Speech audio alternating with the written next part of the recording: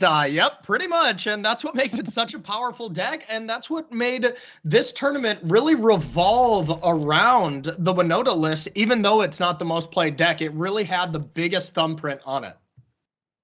We'll take a look at the opening hands here. Keisuke not happy with his opener, but much happier with that. And I gotta say, I agree. Look at this hand. This hand is going to demand some interaction immediately. Okay, so Ian is on the play, but on the draw, Jaspera Sentinel into Cobra, into Winota is 2 triggers right there. So turn 3, we're going to need a way to interact, or this could be done already.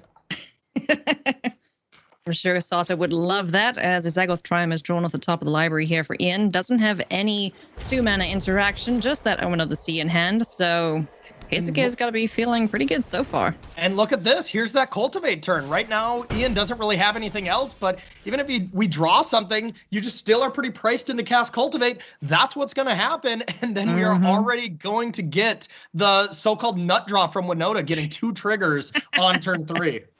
Oh, that's disgusting. Yeah. But that's why this deck is so popular and so powerful.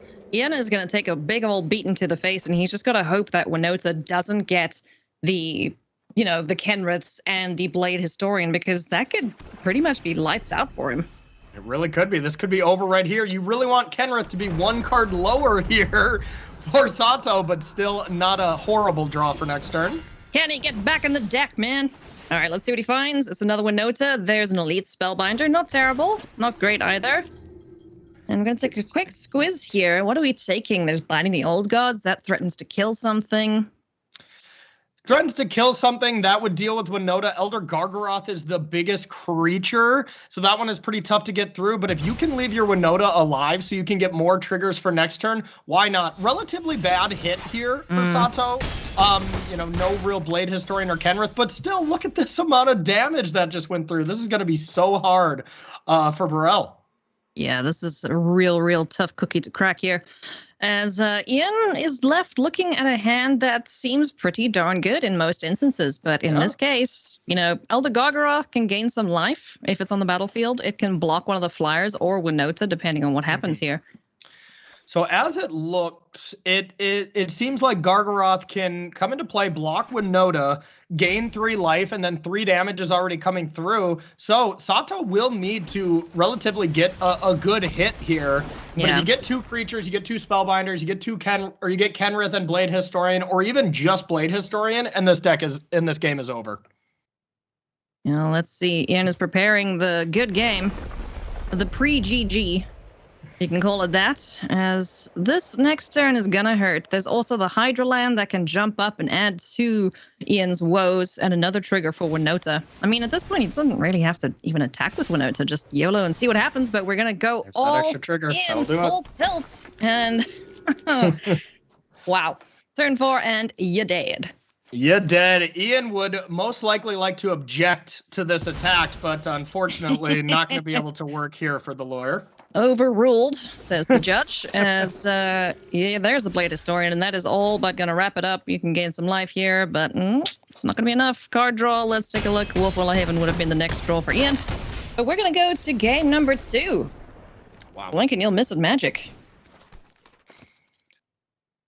Yeah, that was an incredible draw there from Sato, and just really, if you do not have one of those Heartless Acts, if you do not have one of those power word kills, you're pretty powerless to do anything if Sato gets that really incredible draw like we just saw. Well, we're going to see a bit more interaction now for Winota. We see the Disdainful Stroke coming in. There's also the Raven Feeblements. Karvek can keep the smaller creatures, at bay with the -/- ability. So let's see if any of those cards make their way into the opener here for Ian. Does see the Disdainful Stroke, bit of a smirk though. I'm not sure he's too happy with it, especially with Yorobest, the Sea God in hand. That's not something you want to be playing straight from hand.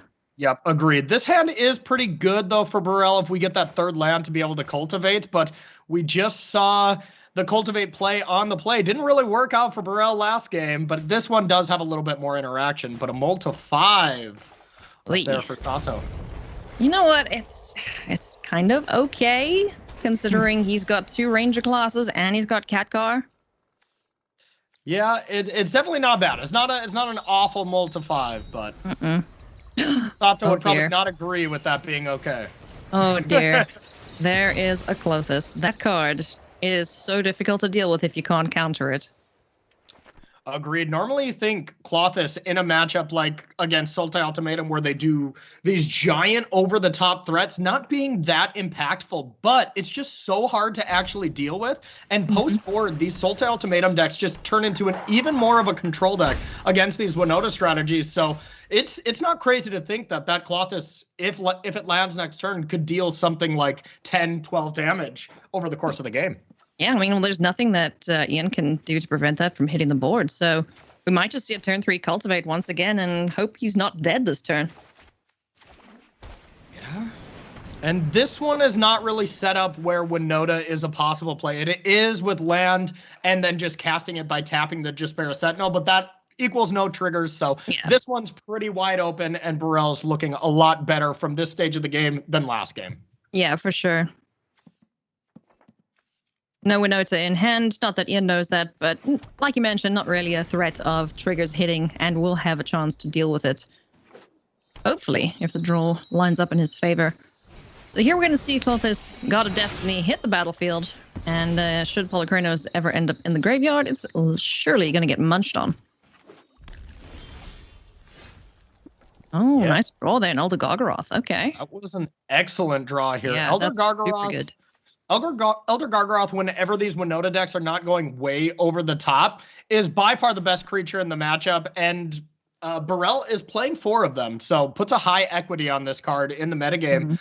And without a bunch of burning hands like the Gruul decks have to answer it, you don't really have that luxury from these Winota decks. You can't play that many sideboard cards because then you really take away from the core of the deck, and it makes it harder to hit off Winota or even trigger Winota. Big decision here for Ian. Does he want to get Polychronos down? Is it time to go for Elder Gargaroth? Do we leave mana up to counter potential Winota? Because even without the 4th land, Clothis does have the ability to sacrifice or to exile the Fabled Passage and add that mana missing. And look at this right here. Just the threat of Winota being able to be cast next turn has completely made Birrell make a less than optimal play here. Elder Gargaroth, if you have the information that we have, is a slam no matter what. It's so good right now. But with the threat of possibly having to deal with a Winota next turn where it could find Kenrith and Blade Historian off those 2 creatures, you just can't risk it. So just the threat of it has changed the course of this game already. Yeah, and, you know, luckily, though, did have the Disdainful Stroke to deal with Essika's Chariot. That is another card that can just run away with the game. That go-wide strategy we've seen deployed the whole weekend with these 9 Winota decks, so maybe the correct call there in the long run. Absolutely, and now we see a powerful play unlocked when we get to 6 mana. You can play Polychronos and have Ray of Frost available for Winota. It does tap down Winota and takes away from the abilities, so does shut down that card full stop. Pretty neat little inclusion there from Adventures in the Forgotten Realms. Now we're going to see a second Ranger class hit the board. Another wolf joins the fray, and the little puppy dog that thinks he's a wolf and probably has the heart of one too. So setting up nicely here is Keisuke Sato. He's going to be punished, though, if Ian Birrell manages to find a removal spell. Yeah, absolutely. And now Birrell knows that the doors are open. There is no Winota right now unless it comes off the top. So it might be a turn to cast one of these extremely powerful cards like Kiora the Sea Gods. And we've been seeing a decent amount of Krakens, but they've been in Noriyuki Mori's decks, but still does a great job here. And with that Yorion follow-up, you could do something like blink Kiora the Sea God and get double Krakens here. Yeah, double the Krakens. Who doesn't love that? All right, so Ian is setting himself up quite nicely here for the next couple of turns. He has interaction. He's got a big old Kraken if he decides to call upon Cthulhu. And here's another one of the tough spots. Now, Birrell is even trying to play around what the top of the deck could be, and that's why we're going to see Elder Gargaroth here, because with that board right now of 4 non-humans, it's still incredibly likely that you could be put into a losing situation very next turn if you top deck Winota. Well, it's a Kenrith. It's not terrible. Yeah, King Ken, pretty good here. And Ray of Frost... Oh, sorry. Ray of Frost does cancel out only the abilities of red creatures, so it will not be able to do too much to Kenrith. Another point of damage going towards Ian's face. He's now down to 10. So certainly a very, very fast clock now with the overwhelming board presence that Keisuke is developing there. And now Elder Gargaroth is going to be doing some nice work at, well, right away you can either draw some cards or you can make some 3/3s, but at some point it's going to be, okay, I need to attack to gain life to cancel out the Clothis Drain every single turn. And luckily for Birrell, this Polukranos makes it so Elder Gargaroth can get through. The Selfless Savior does complicate this a little bit, so you don't really want to just go, all right, I'm going to fight Kenrith right now, and it's going to work like a charm, because that is not true. But fighting some of the wolves, if you were to get a double or a triple block here on Elder Gargaroth, is still going to be very valuable. Yeah. Would be able to fight twice, so in response to the sacrifice trigger, can kill whatever it's targeting. And looks like we're going to go for the let's gum up the battlefield approach first and foremost. At 10, so not at risk of being super dead super fast. This is interesting here, because with this triple block, if we would have chosen it, we could realistically deal with Elder Gargaroth with you try to fight a wolf, and then you say, okay, sure. And then you go to fight the other wolf, and then you protect it with Selfless Savior. We could have taken that down here. So an interesting decision to just let it go. Yeah, just let it fly. And now we're going to see Polukranos smack old King Kenny. Whee! Selfless Savior is going to try his bestest, but alas, there is 3 more mana available, and Polukranos is going to win that fight and stays at 1. So Clothis won't be able to chow on him this turn.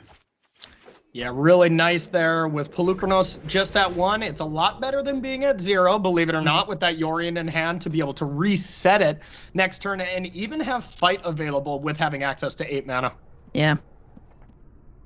Really well played here from Birrell, as Clothis, God of Destiny, is going to keep picking away at the graveyard here.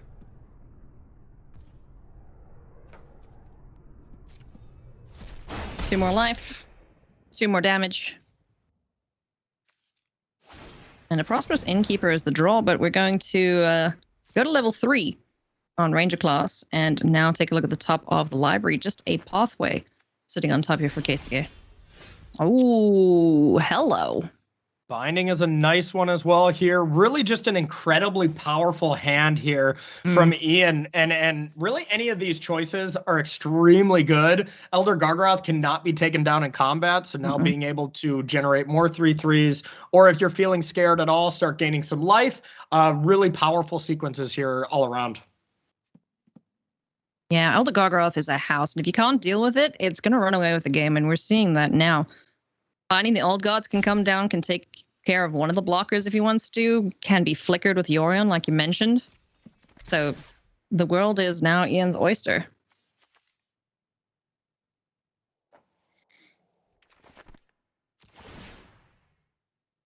It'll be interesting if Birrell wants to play Yorion and just reset Polukranos and kind of try to go aggressive here, or even try to get a little bit more value with something like Wolf Willow Haven on an untapped land. You can kind of think about that only costing 1 since it adds a mana, and then binding as well. And then you still have mana available just in case Winota were to come off the top of the deck.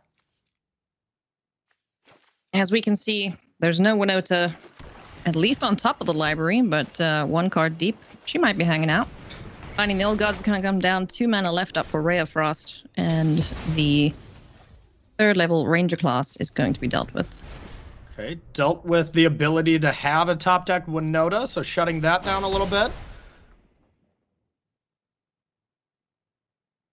Very nice plays here from Ian, just picking and choosing the spots, developing his board state, and staying alive, importantly. We'll have to start looking at gaining life with Elder Gargaroth, as Clothis is doing a good number on his face. Yeah, and might be looking to, just send that to level 3 as well to be able to draw something of impact. And Burning Hands off the top is going to be good, but is it a little too late to deal with this Gargaroth? It's been doing some damage already. Oh, yeah. That's a good answer for that. But the rest of the threats on the board now, it's not looking super hot here for Keisuke Sato. Yeah, not looking great. It really does show the difference of how these games play out when you don't have a timely Winota. These Ultimatum decks just go so far over the top of these decks. So if you're given the time, you got to favor Birrell in most scenarios. And this one's no different. Elder Gargaroth swinging in once again, and here we'll see the life gain. You got to think that this game is now out of Sato's reach if things continue in this fashion. Yeah, I think the Ray of Frost in combination with the fight from Pelucranos will really kind of end this game, as well as just an additional binding here to trigger to deal with that other Rangers class. It's going to be a real tough one here for Sato to win. We see 3 permanents blink to reset themselves, binding the old gods, taking care once again of the Ranger class. We know what card is on top, and it is going to be Burning Hands to take care of this Elder Gargaroth. Throwing hands at Gargaroth there, taking it down. Here comes Prosperous Innkeeper. He's a good little friend. Probably going to get smacked, though, if I were to guess. More than likely, or cycling these triomes. And Birrell made a nice little play off the binding. If you didn't notice here, it was going to Chapter 2, selecting Forest instead of triomes. Just saying, you know what, if I have to draw land, I'd rather draw a triome to be able to cycle, when most of the time you search out the triomes first. So a nice play from Birrell. Yeah, being able to get a little deeper into the deck is very valuable at this point in the game. Finds a Fabled Passage off the cycle there. And now, what does the next turn look like? Yorion's pretty much free and clear to start smacking. There's another Elder Gargaroth, so all that effort to get rid of the first one, and Keisuke is now going to have to deal with this one too. Exactly, or it might be time to unleash the Kraken now that you're going to have some mana available, as well as that Ray of Frost, the powerful Saga, which really is going to present an attack this turn, and then once we tap down Sato's creatures next turn, that should just do it. That 1-2 punch is really, really strong. I'm pretty sure if Sato sees Kyurabes as Sea God, he might just go, yeah, okay, let's go to game 3. Yeah. Let's see. The speed to which the concede button is hit is directly proportional to the size of the threat coming down. The more you know. Here comes Kyurabes as Sea God. There goes a massive Kraken on the battlefield. And this is going to be a very difficult game now for Sato to win. Just Fair Sentinel doing its due diligence, blocks it. There's a land on top. Clothis is going to keep chipping away at the life total there, chowing on the other Elder Gargaroth. So Sato's life total is staying quite high, but next turn, like you mentioned, everything's going to get tippy-tapped. Yeah, the tap ability there from Kyurabes, the Sea God, just shutting down any blockers, and it looks like we're going to have one more game to see who's going to be eliminated from this Challenger Gauntlet. The more the merrier. We're going to have a very quick commercial break, but when we come back, we will see the decider between Sato and Birrell.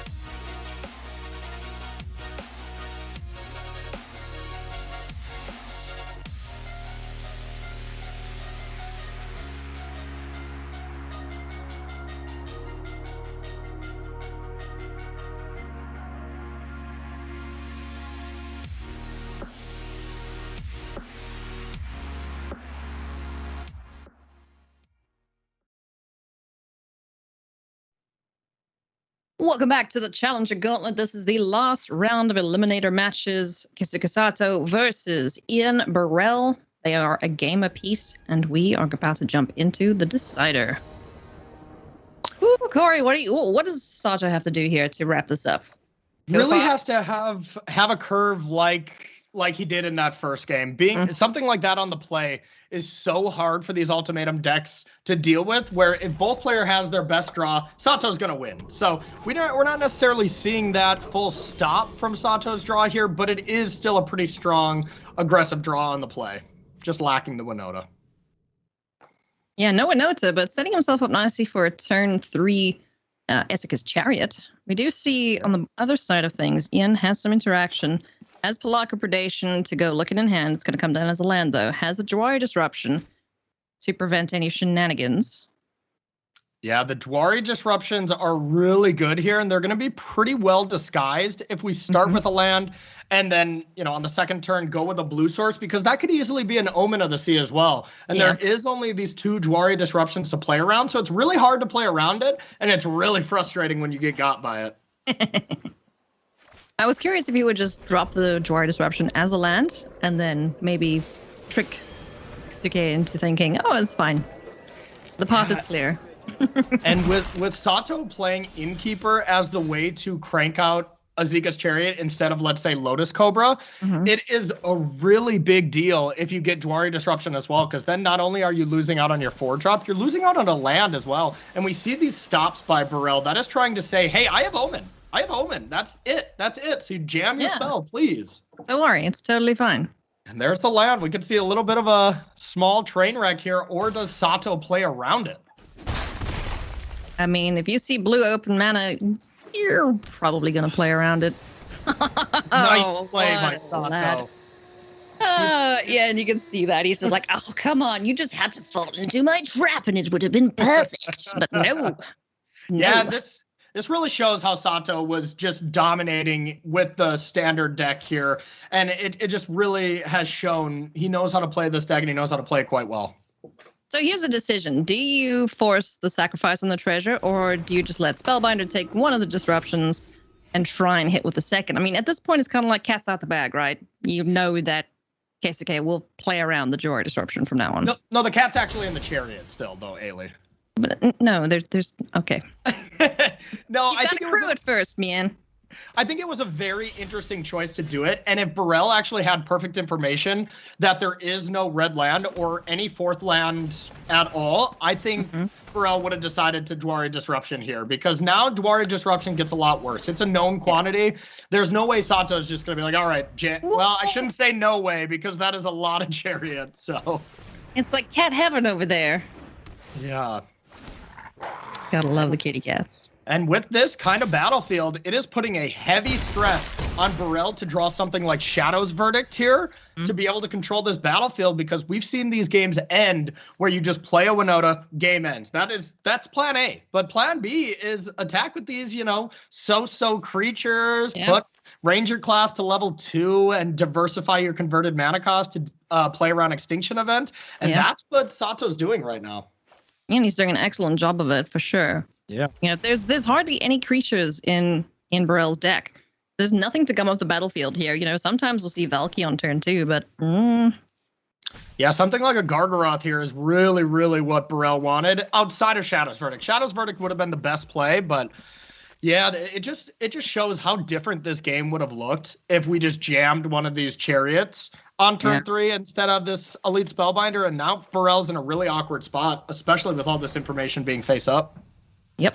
It's going to have to try and mitigate the damage here. Ray of Frost is going to go on the Elite Spellbinder, so that won't untap. But still looking pretty grim here indeed. Oof. There's one more good boy. No land yet, but I quite like the idea of just leveling up Ranger class and making these creatures even chunkier. I do as well. I kind of like the other order, though, just in case that you want to get Dwari Disruptions. You're a lot more incentivized to not play Dwari Disruption when there's actually 2 open mana. But when there's just the treasure you know about, that might actually be a real cost. Yeah, maybe we won't see it from Sato here this turn. Maybe not. And one other thing I like, putting the counter on the Prosperous Innkeeper that plays around Heartless Act. Yep, absolutely. So playing this Selfless Savior does present lethal next turn.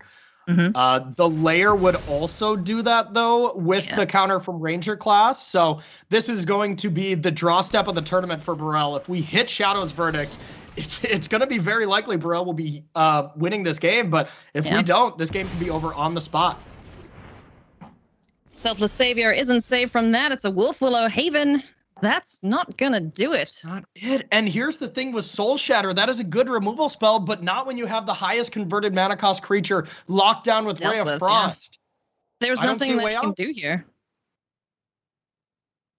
There's absolutely nothing that he can do here. Soul Shatter, like you mentioned, doesn't hit anything relevant.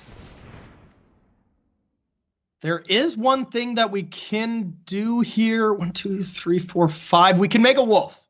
Okay. We can even Wolf Willow Haven onto a land, tap the 5 lands, make a 2/2 wolf, and that means the Ranger class can put a counter on Selfless Savior, so there's 3 2/2s, and then the layer can become a 2/2 as well.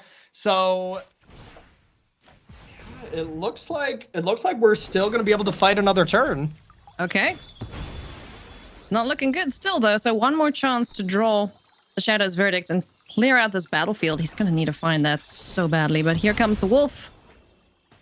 And now even on land, an untapped land for Ultimatum. But it needs to be specifically a green source. It needs to be an untapped green source.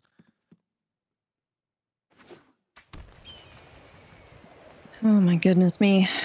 This is some stressful moments here for Ian Birrell, fighting for his life in this Challenger Gauntlet. Keisuke Sato is just 2 swings away from advancing. So we can attack with Lair, make sure it's big enough to get out of range of this wolf trading for it. That's very important because you need to have this creature land survive just in case there is a Shadow's Verdict. Then you still have another attacker to come over for lethal.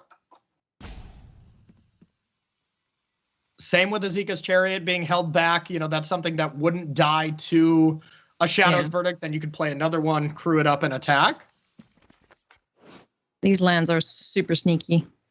Yeah, and they're really the reason why Sultai Ultimatum has gotten a little bit worse. They're without these creature lands, the only one you had to worry about with Faithless Haven, but now there's a lot more on the plate. So it looks like we're going to go for one of the chariots down on the board. Ranger class will give the counter to the Selfless Savior, and the wolf's going to jump in front there. So Ian only takes the 4 damage. This is looking like it's going to be an untapped green source or bust. Maybe Gargaroth would do something as well. Oh, here we go. So many creatures. Shadow's Verdict or bust? No, but even then, he's still dead. This is the tournament right here. Sweating it out. Oh, no. It's Hall of Storm Giants. Sure, it's great later on, but not right now. This is not the land you were looking for. And Ian Birrell, unfortunately, is going to die a very furry death to all of these critters on the other side of the battlefield. Oh my goodness me. Heartbreak for Ian, but still very well played here. So close for Keisuke Sato. Just making sure he's got all of his I's dotted, all his T's crossed. And he's going to swing in here for the win. Here it comes. Here's the lair. Big ol' swing to wrap out this game. Keisuke Sato advances. And unfortunately, Ian Birrell is eliminated. Oh, yeah. I like to see some emotion there from the players. Very happy with that. He gets to continue playing, and his chances for the World Championship are still alive.